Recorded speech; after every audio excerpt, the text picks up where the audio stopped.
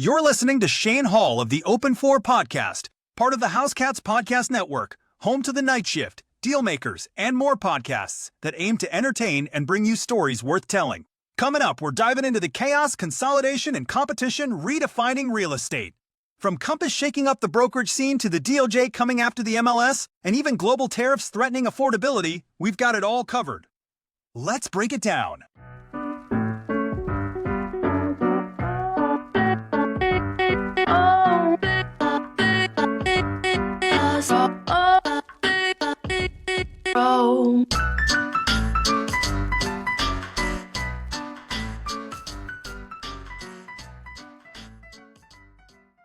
Hey everyone, welcome back to the Open Floor, the podcast where we unpack what's happening in real estate, why it matters for you, and whether you're a seasoned agent, a curious investor, or just someone trying to keep an eye on the market, this episode has something for you.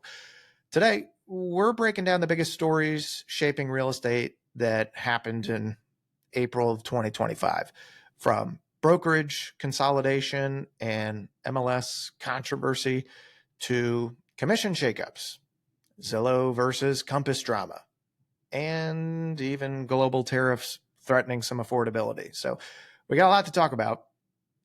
I'll try to keep it informative, add a little bit of opinion, but make sure that you leave with clarity on what's changing and what to watch for next. So let's get into it. We're going to start with the broker battle. Compass, Long & Foster, Washington Fine Properties, Sotheby's, some big-ass power grabs in D.C. Let's start with what might be the biggest business move in residential real estate this year. Compass is reportedly in talks to acquire HomeServices of America. That is a Berkshire Hathaway-owned parent company of Berkshire Hathaway, HomeServices, and Long & Foster, and whatever other subsidiaries of those companies are under that Berkshire umbrella. Now, if that name sounds familiar, it should.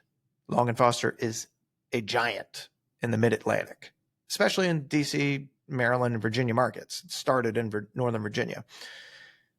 In 2023, they closed over $6.6 billion in sales volume in the DC metro area alone.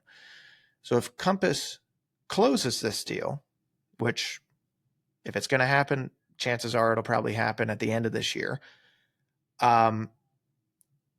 it would control close to $20 billion in regional volume. That's fucking huge. That's huge. This isn't happening in a vacuum. Compass just acquired a couple months back Washington Fine Properties. That's one of the top luxury brokerages in the area and in the country.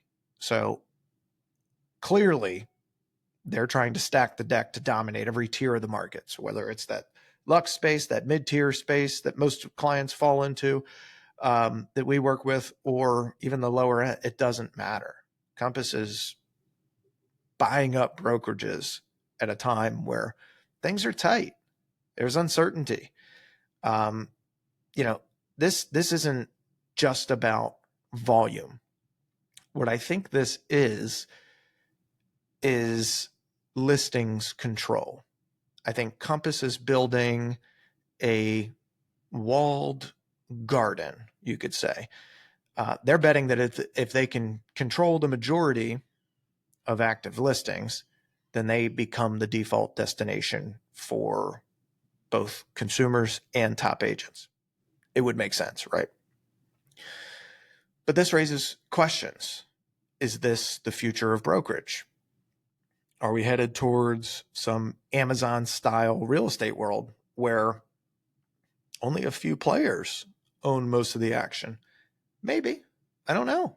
Time will tell. For agents, it means there are going to be fewer brand options and more pressure to provide unique value yourself inside of these mega ecosystems. So it is going to come down to your network personally. If there's only a few different players, they're all probably going to be able to do some of the same stuff. It's just who's doing it well and who's doing it better and more efficiently than others. For consumers, it might streamline the experience, right? That's the hope. But it could reduce competition and raise service costs at some point. We just don't know. We just don't know. So it's an interesting development. Compass is not alone. There have been a lot of consolidations and purchases over the last couple years in particular that don't involve Compass. For example, another one that hit the news last week, you had Redfin get bought, not last week, maybe a couple weeks ago. Redfin is now under the Rocket umbrella. And what that intention is, I'm sure, is, well, they've already got a platform where people can access and buy properties through there. Why don't we acquire them since we're doing the loans and we're servicing a bunch of these? These companies are trying to create ecosystems. And that's one thing that's become apparent over the last, I don't know, couple years, is that people love the Amazons. People don't like to admit it, but the convenience factor is too much to pass up. So when it comes to real estate companies, if you have an all-in-one shop where somebody can purchase a property through you, list their property through you, finance a property through you, do renovations through you, do any kind of home service, it makes sense. It's convenient. And we value convenience in this American society more than anything else. Give me something that's easy, because my life is not easy all the time. All right. Next, let's get back into Compass here. All right. We got Compass and Zillow fighting. Oh, dear God. They are fighting. There's a battle over private exclusive listings right now. So, for those that don't know what a private exclusive is, these are off-market listings that are not put into the MLS. We've been talking about private exclusives as a topic now for probably a year. Prior to that, they're not that popular. Private exclusives, or these non-MLS listings, serve a purpose, undoubtedly.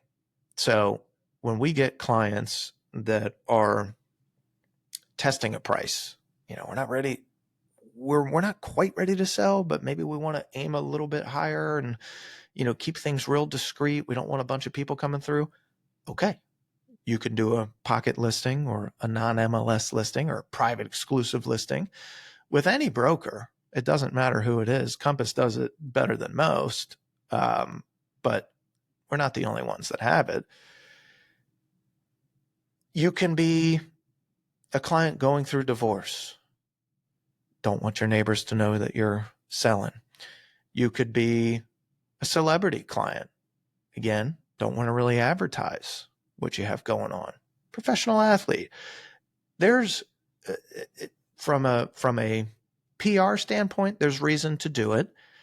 And from a practicality standpoint, there's some reason to do it as well. If you have a client that is unwell, cancer treatments, autoimmune deficiencies, something along those lines, it probably doesn't make a ton of sense if they're living in the property to open it up for the world. And so in cases like that, it makes sense to do a private exclusive.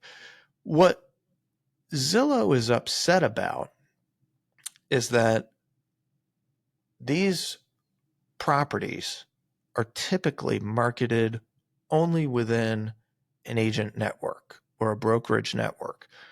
They're not on public portals like the MLS or like Zillow.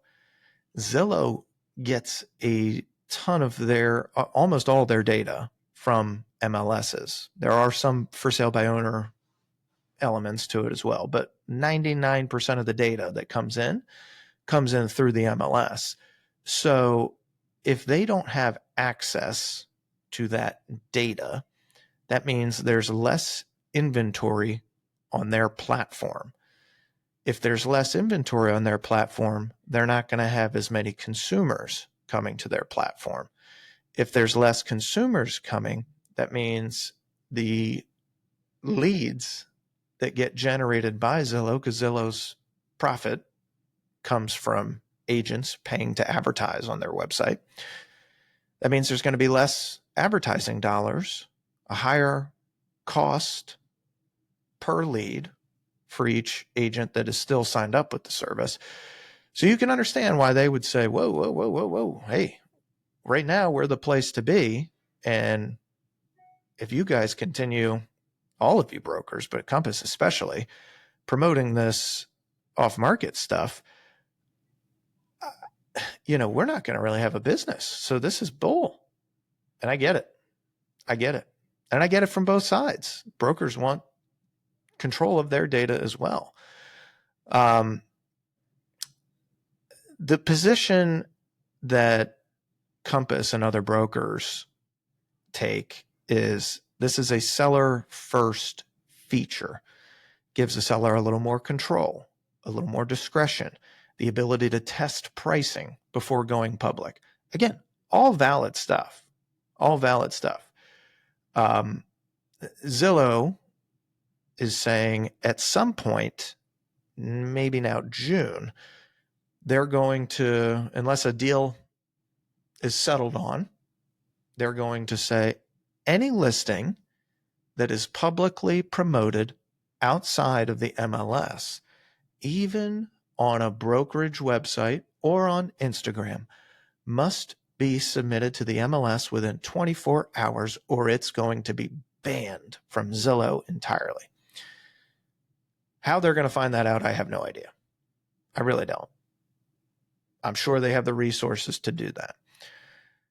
Zillow's argument is this is about transparency and fairness. If you're marketing the home or any home, the public should be able to see it. I get that argument. I do. So we have a standoff here. Compass wants more control and differentiation for its agents and its sellers. Zillow wants equal access for all buyers. Stuck in the middle are guys like me and gals like me. You know what I'm trying to say there. Stuck in the middle, trying to provide value in both ecosystems.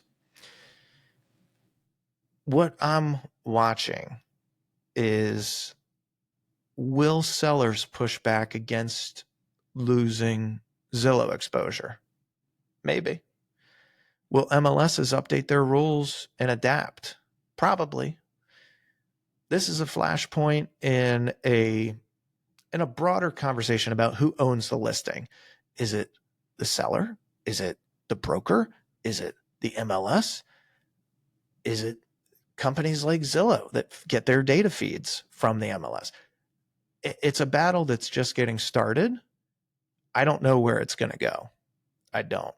I have opinions, but time will tell. So let's take a quick break and we'll jump back in to our next segment here.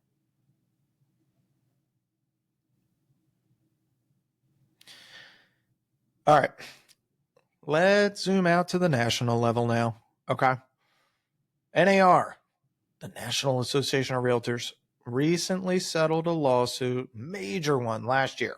We've talked about it on a couple different podcasts before, and I'm sure you guys have read stuff in news articles, but this was a lawsuit that settled for $418 million.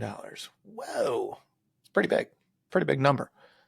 Biggest rule change that came from that: MLSs, no matter where they are in the country, can no longer display buyer agent commission offers.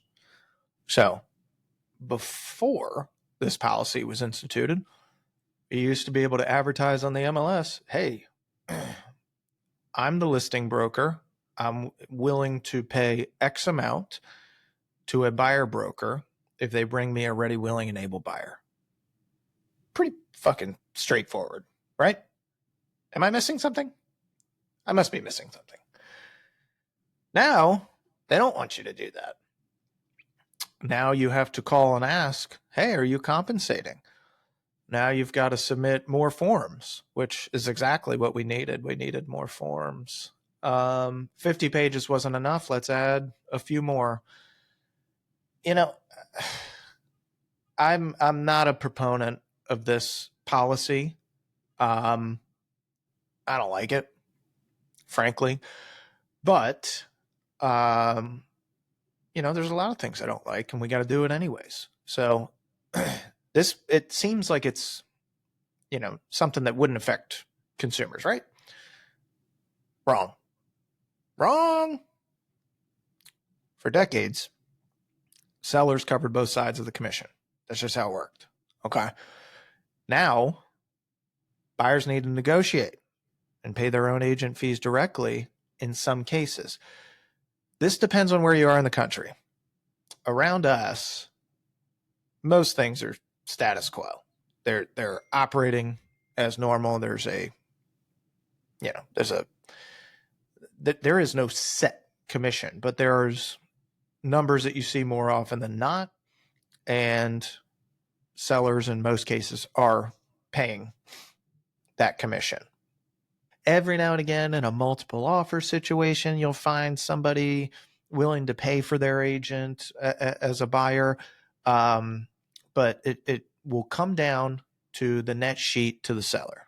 What am I netting, and is it worth it for me to be paying this fee? What this has changed most for the better, I would say, is agents having to articulate their value. So the agent count is plummeting right now. We're down 27% on number of licensees across the country since 2019. Remember 2020, everybody wanted to get their license because fuck yeah, man, things are great. Not so much anymore. Because guess what? Inventory's still light. Shit's hard out there. It just is. The average commission to buyer agents is falling. So instead of it being nationally an average of 2.45% of whatever the sales price is going to the brokerage company, now it's about 2.37 on average.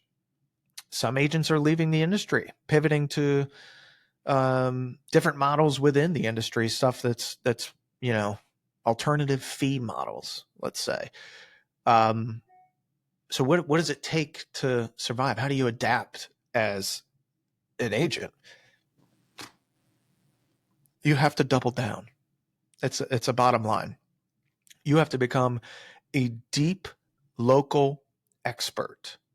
You don't have to focus on all the stuff that's going on in different parts of the country, different parts of your region. You focus on what's happening on your block. You got to have more negotiation savvy.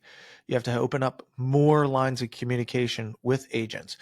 When the sandbox gets smaller, because there's a lot more people that are getting out of it, relationships matter. You have to be a fucking expert communicator. Expert. That's it. As an agent, you got to call in advance, ask if they're compensating. You got to get a sheet from them, or they'll tell you now, oh, just negotiate that in. Oh, okay. Let me just fucking pull a number out of my ass and negotiate it in. It just, I don't know. There are pluses and minuses to every change. This one, on the plus side, is requiring agents to be better communicators. It's our job in the beginning anyways, right? Our job is to be excellent communicators for our clients.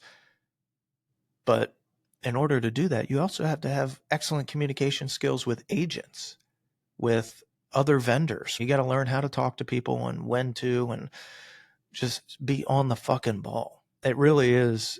Honestly, the fees should be going up for buyer agency, but they won't, at least for the foreseeable future, but we'll see how things play out. All right, on to DOJ targeting the MLS. Is it a monopoly? This one's under the radar, but maybe the most important story that's kind of working behind the scenes right now. So, Department of Justice just named Roger Alford as the number 2 at its antitrust division. So why is that big? Alford was a key expert witness in the NAR commission lawsuit, and he's long argued that the MLS itself is anti-competitive. He claims that MLS rules like clear cooperation suppress innovation. The network of over 800 MLSs operates as a coordinated monopoly, and that brokers can only participate if they agree to restrictive rules. Roger, I'm with you on that one, buddy. If you're wondering what it means practically, it could look like DOJ lawsuits targeting MLS access restrictions, legal challenges to mandatory commission practices. I don't even know what that would mean necessarily, because you could take that in 10 different directions. Even court-ordered restructuring of how MLSs operate. It's all still developing, but if you're in the industry, you got to watch this space pretty closely. So something else to keep an eye on, as if we don't get enough fucking stories through the week. All right. Lastly, let's briefly touch on tariffs. Yep. I actually did put a tariff on my kids, 100% tariff on my kids this past week. One asks for candy. I get to eat 2 candies. And right now we're in a sweet tooth phase. So these tariffs are doing really well for me, not necessarily the family, but Trump has mixed opinions here on these tariffs. So without getting political, let's talk about what's going on. President Trump has proposed new tariffs on imported goods. And while that may sound like an international issue, here's where it could affect U.S. housing pretty hard.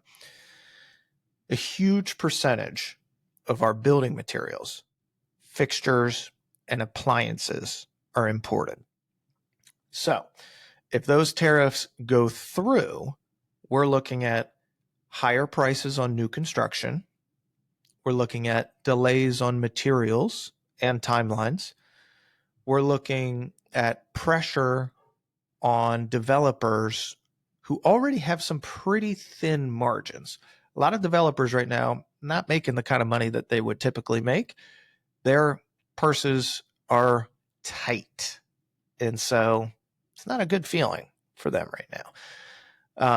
It's not something that buyers and sellers are going to feel overnight, but for anyone that is developing, flipping, or building a house, or maybe you're doing a renovation on your place, this kind of stuff does matter. It does matter, and it matters a lot. So, all right, let's land this plane. Big themes from today. Brokerages are consolidating. The big are getting bigger. It's probably not going to slow down in the next couple of years, but we'll see. Agent value is under the microscope. So specialize or get squeezed out. Communicate. Listing control is a new battlefield. All right, whether it's MLSs, Compass, Zillow, whatever, the fight is on. The DOJ is not backing down. In fact, it's ramping up, and global economics matter. I know that they're fucking boring stories most of the time, and nobody wants to pay attention to them. God, I'd rather watch sports. Same here, all right? But they're not just about trade. These are about cost of living. So cost of living goes up, demand starts to slow a little bit, So something to keep an eye on. All right. If you get value from this episode, please subscribe, leave a review, share it with a fellow agent, an investor, or a real estate nerd. And don't forget to check out more insights and listings at housecats.co or follow us on Instagram at housecatsre. Thanks for listening. This is Open Floor. I'll see you next time.